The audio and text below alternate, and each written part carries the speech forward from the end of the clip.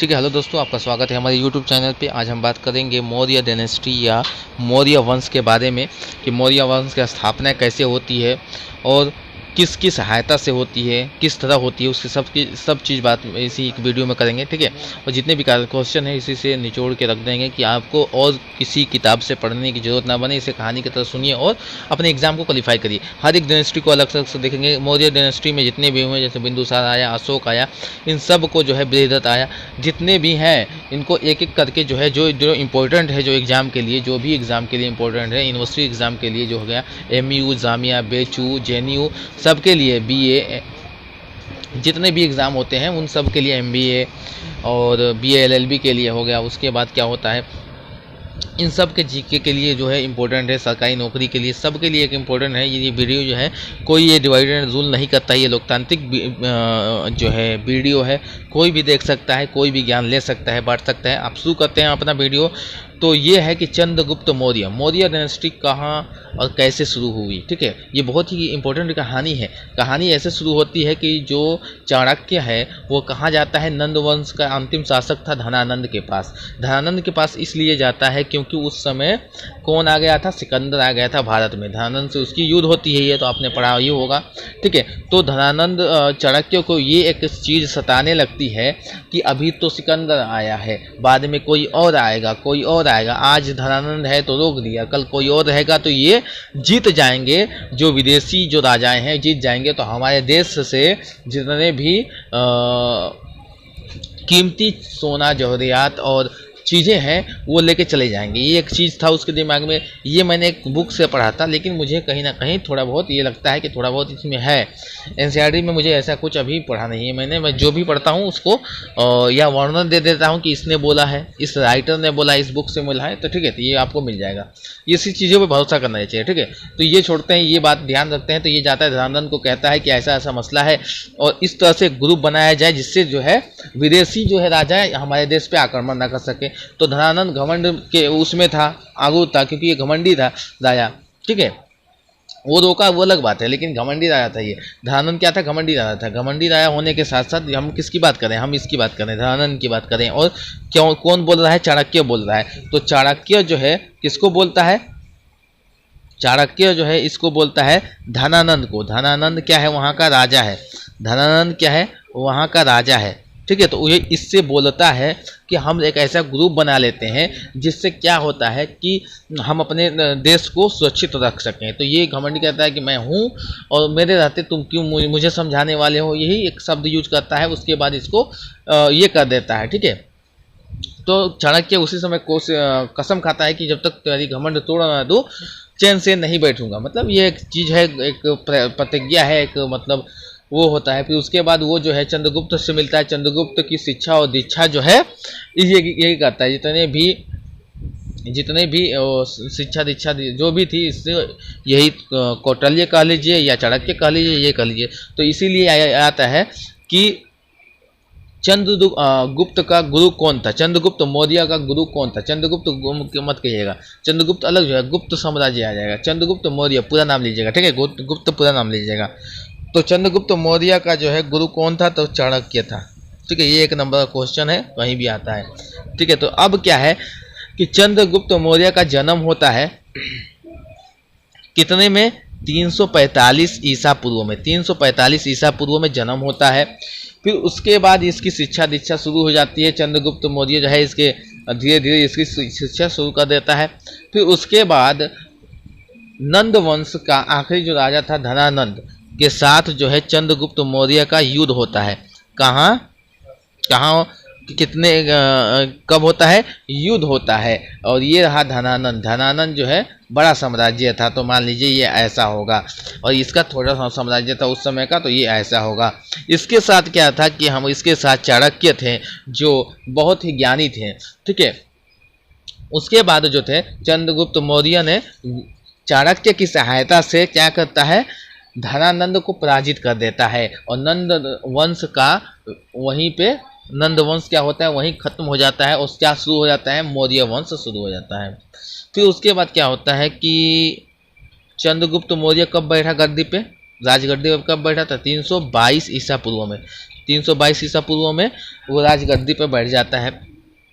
उसके बाद जो है चाणक्य ने एक बुक लिखा था, इसके राजगद्दी पर बैठने के बाद एक बुक लिखा था जिसका नाम था अर्थशास्त्र।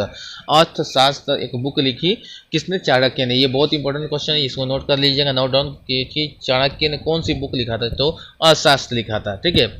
और चंद्रगुप्त मौर्य कितने सन में गद्दी पर बैठा था? 322 ईसा पूर्व में गद्दी पर बैठ जाता है।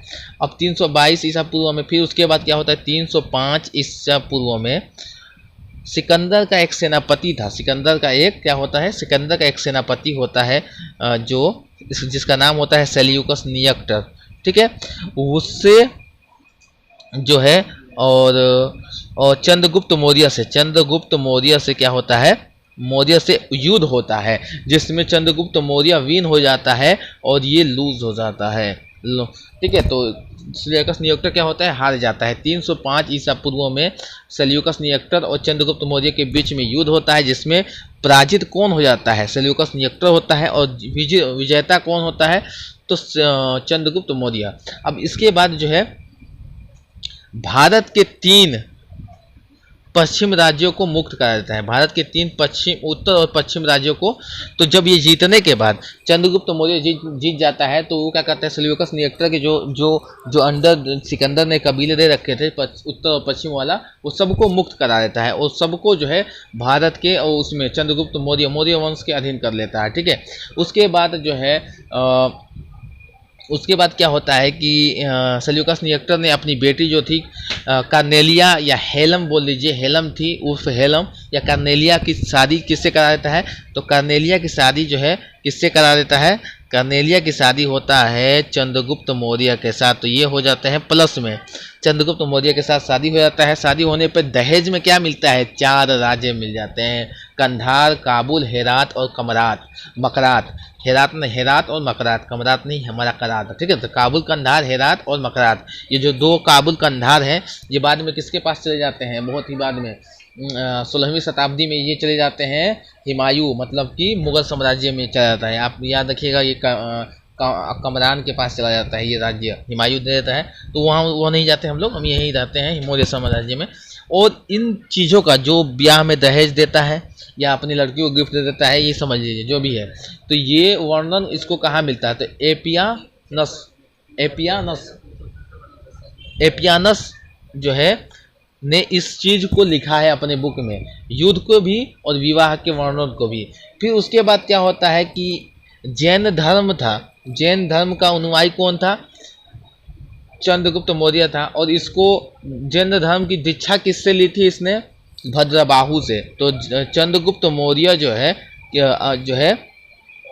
चंद्रगुप्त मौर्य जो है दीक्षा लेता है किससे? भद्रबाहु से। भद्रबाहु जी थे, ठीक है, ऋषि मुनि भद्रबाहु जी थे। ये भद्रबाहु जी थे, ये दीक्षा इसको दे देते हैं, चंद्रगुप्त मौर्य को दे देते हैं। चंद्रगुप्त मौर्य लेता है और इसी के समय जो है जैन धर्म जो है बहुत ही ज़्यादा प्रसिद्ध होता है, बहुत ही ज़्यादा प्रसिद्ध होता है। उसके बाद क्या होता है कि युद्ध के ख़त्म होने के बाद जो है सेल्यूकस निकेटर का एक राजदूत था जिसका नाम था मेगास्थनीज। मेगास्थनीज जो है वो कहाँ चला जाता है? चंद्रगुप्त मौर्य के दरबार में, या बोल लीजिए उसकी लड़की के साथ ही चला जाता है। अब वो जाता है तो वहाँ एक बुक लिख देता है। बुक लिखने का मसला ये था कि वो चंद्रगुप्त मौर्य के शासन के राजनीतिक और आर्थिक को वर्णन कर देता है कि कैसा था, क्या सही था, क्या गलत था, उस सबको वर्णन कर देता है। लेकिन मामला ये है कि जो मेगास्थनीज था उस जो चंद्रगुप्त की राजधानी, जहाँ दूसरी चीज़ इंपॉर्टेंट चीज़ ये रखिए कि चंद्रगुप्त की राजधानी कौन थी? पाटलिपुत्र थे, पाटलिपुत्र। और इसका नाम चेंज, पाटलिपुत्र उस समय था, किस समय? महाजनपदों के समय था। यहाँ पर जनपदों से लेके हुमायूं तक इसका नाम क्या रहा? पाटलिपुत्र ही रहा। लेकिन पटना किसने किया इसका नाम? पटना शेरशाह सूरी ने किया। ये आप याद रखिएगा कि पाटलिपुत्र का नाम चेंज करके पटना कौन रखता है? तो पटना रखा किसने? शेरशाह सूरी ने। शेरशाह सूरी ने रखा था। पटना नाम चेंज किसने रखा था? पटना नाम किसने रखा था? शेरशाह सूरी ने। पाटलिपुत्र से नाम बदल के शेरशाह सूरी रख दिया था, ठीक है। फिर उसके बाद क्या होता है, ये हो गया। फिर उसके तो जो मेगास्थनीज है वो इंडिका बुक में पाटलिपुत्र का नाम कुछ और रखा था। क्या लिखा था? पालिम बेनरा नाम रखा था। फिर उसके बाद क्या होता है, यही एक चीज़ है, ठीक है। तो इतना प्रसिद्धि में था, ठीक है।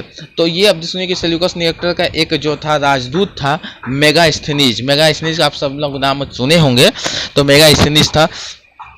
तो शादी होने के बाद किससे होता है, कार्नेलिया जो हेलन थी उसके साथ शादी होने के बाद जो मेगास्थनीज था वो उसका राजकवि बन जाता है, मतलब कि दरबारी कवि बन जाता है। और फिर दरबारी कवि बनने के बाद चंद्रगुप्त के दरवाजे में रहने लगता है, दरबार में रहता है, या कह लीजिए दरबार कवि होता है। तो उसने एक बुक लिखा था, इंडिका नामक एक बुक लिखा था उसने। उसमें भारत के राजनीतिक और आर्थिक का वर्णन किया था कि भारत का राजनीतिक कैसा है और आर्थिक स्थिति क्या था उस समय का, जब चंद्रगुप्त मौर्य राजा था।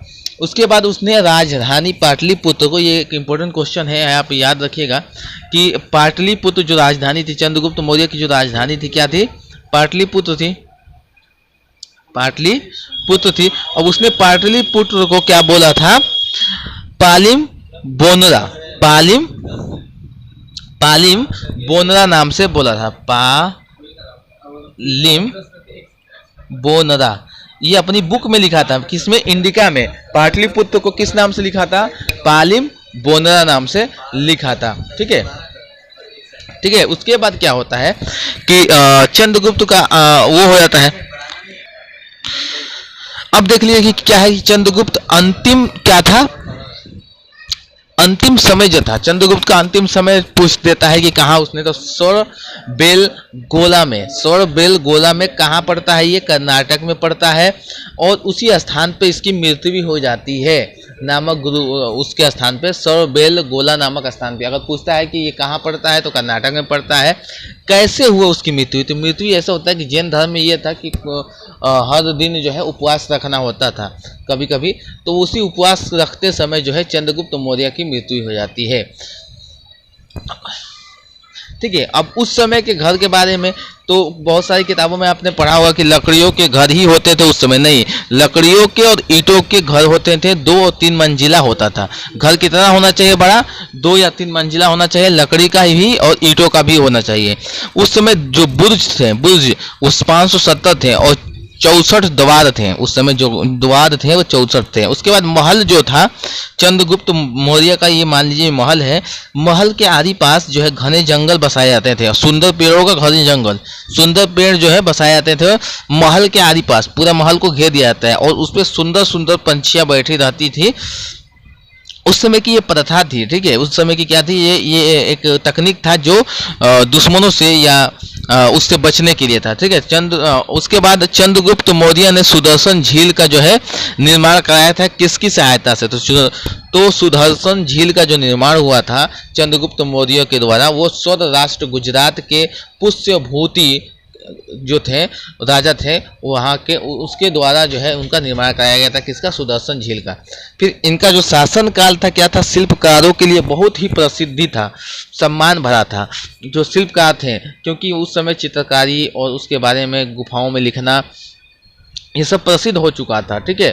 तो ये मामला जो था, तो इस समय उस समय प्रोत्साहन किस में था, तो शिल्पकार जो थे उसका प्रोत्साहन हो रहा था उस समय। अब चंद्रगुप्त मौर्य को क्या कहता है, प्लूकार्ट जो क्या कहता है, ये जो भाषा का यूज किया गया है, प्लूकार्ट कहता है कि जब चंद्रगुप्त मौर्य सेल्यूकस निकेटर के साथ युद्ध लड़ता है, तब जब सेल्यूकस निकेटर जो है युद्ध हार जाता है, तो 500 हाथी क्या करता है, सेल्यूकस ये चंद्रगुप्त मौर्य सेल्यूकस निकेटर को देता है। क्या करता है, जब चंद्रगुप्त मौर्य युद्ध जीतता है किससे, सेल्यूकस निकेटर से जंग जीत जाता है, और जंग जीतने के बाद भी चंद्रगुप्त मौर्य जो है उससे 500 हाथी दान में दे देता है। और ये इसका वर्णन आपको कहाँ मिलेगा, तो ये प्लूटार्क के किताब में आपको मिल जाएगा, उसकी बुक में, ठीक है। चंद्रगुप्त मौर्य को क्या कहा जाता है, भारतीय इतिहास का प्रथम ऐसा राजा, भारतीय इतिहास का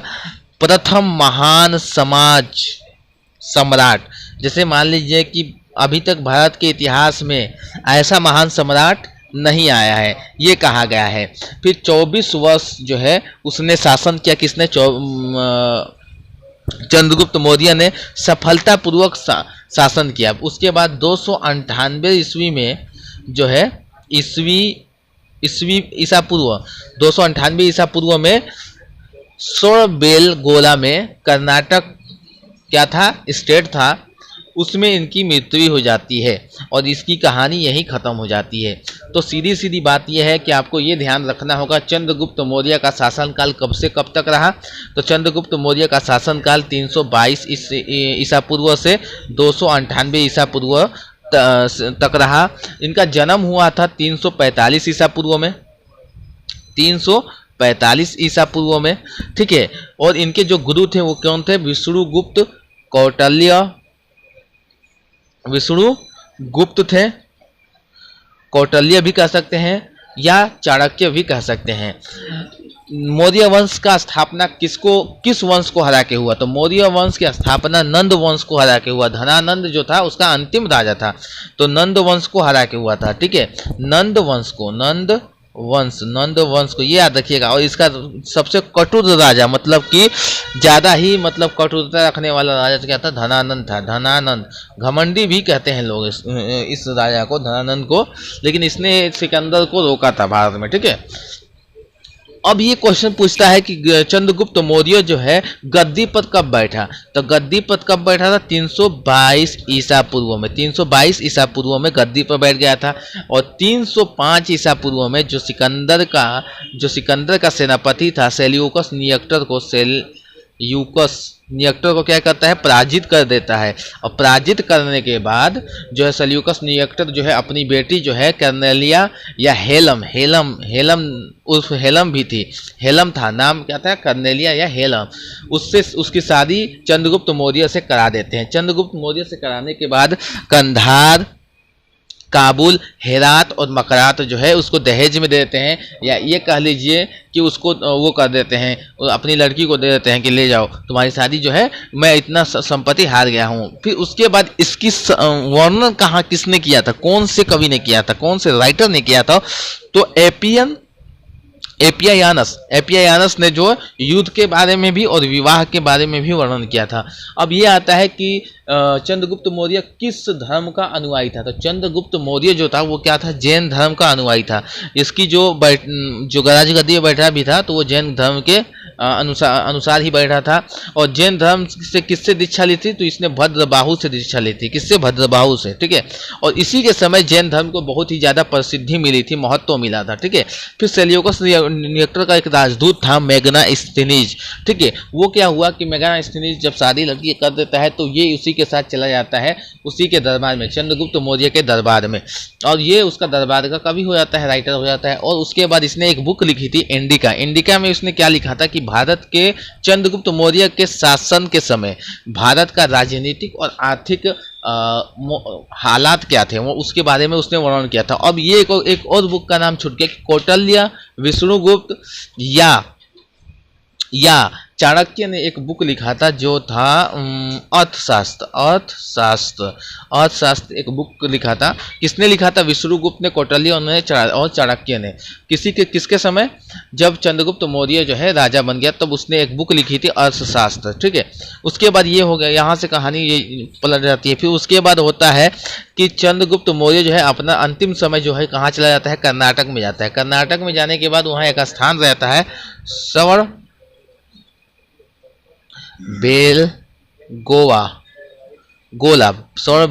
गोला जगह था, वहाँ चला जाता है। और जैन धर्म में उस उपवास का रखने का एक प्रथा होता है, वो उपवास रख के जो है उसकी मृत्यु क्या होती है, उसकी मृत्यु हो जाती है। तो जैन जो चंद्रगुप्त मौर्य है उसकी मृत्यु कब होती है, 298 ईसा पूर्व में सोरबेल गोला में हो जाती है। और उसके बाद इसकी महल जो था, उस समय जो है घर कैसे होते थे, तो घर जो होते थे ईंट के होते थे और यार ज़्यादातर लकड़ी के होते थे, और 2 से 3 मंजिला के से बेसी नहीं होना चाहिए, ठीक है। उसके बाद क्या हुआ, महल क्या था, जो राजा का महल था, चंद्रगुप्त मौर्य का महल था, मौर्य वंश का जो महल था वो पेड़ों से घिरा हुआ होता था। और इतने सुंदर पेड़ होते थे कि उस पर पंछियाँ आके बसती थी, जिससे मतलब जो उनकी चहचहाहट या आवाज़ या साउंड बोल लीजिए, वो सुन के जो है राजा को सुकून मिलता था, ठीक है। चंद्रगुप्त मौर्य ने सौराष्ट्र जो था, गुजरात, सौराष्ट्र को क्या बोलते हैं, गुजरात बोलते हैं, तो उसका जो एक राजा था वहाँ का पुष्यभूति के द्वारा जो है सुदर्शन झील का जो है निर्माण कराया था। ठीक है, फिर शासनकाल कैसा रहा? शासनकाल में जो है शिल्पकारों को बहुत ही ज़्यादा प्रोत्साहन या सम्मान प्राप्त होता है। फिर चंद्रगुप्त मौर्य जो है भारतीय इतिहास का प्रथम महान सम्राट था। ठीक है, तो उससे ऐसा सम्राट नहीं आया। जब प्लूटोटार्क कहता है कि चंद्रगुप्त ने जब सेल्यूकस निकेटर को 500 हाथी किस लिए दी थी? 500 हाथी इसलिए दी थी कि सेल्यूकस निकेटर युद्ध में हार जाता है। युद्ध में हारने के बाद ये 500 हाथी चंद्रगुप्त मौर्य हाथ दान कर देता है उसको। फिर 24 वर्षों तक इसने सफलतापूर्वक शासन किया और यहीं से इसकी साम्राज्य खत्म हो जाती है। उसके बाद इनका जो इनका वंशज आता है, उत्तराधिकारी आता है, वो होते हैं बिंदुसार। अब बिंदुसार को हम अगले चैप्टर में पढ़ेंगे। आपके लिए शुक्रिया।